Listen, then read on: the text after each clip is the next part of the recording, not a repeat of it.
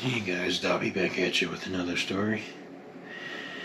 Back in the 1850s, the whaling bark Eternal Lantern was limping home after a long Pacific voyage. The hold was full of barrels of precious whale oil. The crew was bone tired, and the cook had run out of everything except weevil infested hardtack. Captain Ebenezer Grumpy Graves wheel was at the wheel one foggy night after Cape Horn when a strange glow appeared on the horizon. "There she glows," yelled the lookout, but it wasn't a whale. It was another ship, sails tattered, hull glowing faint green like foxfire, drifting silently with no running lights and no sound of crew. As it drew closer, they could see shadowy figures moving on deck. Pale sailors in old-fashioned clothes, hauling lines that made no noise. The crew crossed themselves. "It's the Flying Dutchman," whispered the first mate, "doomed to sail forever for cursing God during a storm. Bad omen, Captain. We'll all drown before dawn." Captain Graves, who was more stubborn than superstitious, and desperate for any excuse to lighten the mood, grabbed his speaking trumpet and bellowed across the water, "Ahoy there, ghost ship. Ye look like ye could use some company. Care to trade some whale oil for a bit of eternal grog?" To everyone's shock, a hollow voice echoed back, "We don't need your oil, mortal. We've been burning the same lantern for 200 years, and it's still going strong."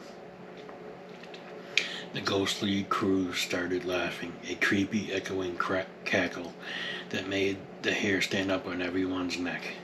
Then the spectral sailor leaned over the rail and called out, "But tell you what, Captain, we've got a problem. Our cook's been dead since 1692, and he keeps serving the same rotten hardtack. You got any fresh hardtack?" The Eternal Lantern's cook, a cheeky Irishman named Paddy, couldn't resist. He scooped up a handful of the weevil-ridden biscuits and hurled them across the gap like he was feeding seagulls. "Here you go, lads. Fresh from the barrel, extra protein included." The ghost caught the hardtack midair. Suddenly the whole phantom crew started cheering and munching noisily. One ghost yelled back, "By Davy Jones, these are better than what we've had since the Spanish Main. Tell ye what, you can have your eternal lantern oil in trade. It never runs out, and it burns cleaner than any whale fat ye ever boiled." Captain Graves, seeing a once-in-a-lifetime bargain, had the crew lower a boat and row over a few barrels of fresh whale oil.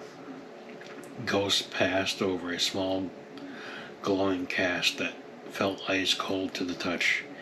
As the ships parted, the ghost captain tipped his tricorn hat and said, "Fair winds, mortals, and next time bring more hardtack." The Eternal Lantern made it home safely with an extra cask of ghost oil. They tested it in the ship's lantern that very night. It burned brighter and cleaner than any sperm whale they'd ever rendered perfect.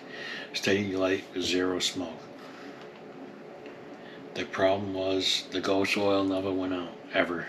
They tried snuffing it, dousing it with water, even burying the lantern in sand. It kept burning for weeks, months, years. The ship became known in every port as the one with the eternal flame that refused to die. Crew members started complaining they couldn't sleep much because the deck was lit up like noon at midnight. One green hand had even tried to throw the lantern overboard only for it to float back on the deck the next morning, still glowing cheerfully. Captain Graves finally had to retire the thing in a lead-lined chest in the hold. Years later, when the ship was broken up for scrap, they say the lantern was still burning somewhere in Nantucket Museum basement. And if you listen quietly on, if If you listen closely on quiet nights, you can hear faint ghostly laughter and the crunch of weevil hardtack. Moral of the ghost ship tale: never trade with the undead unless you're prepared for a bargain that literally never burns out. And always bring extra snacks when dealing with hungry phantoms.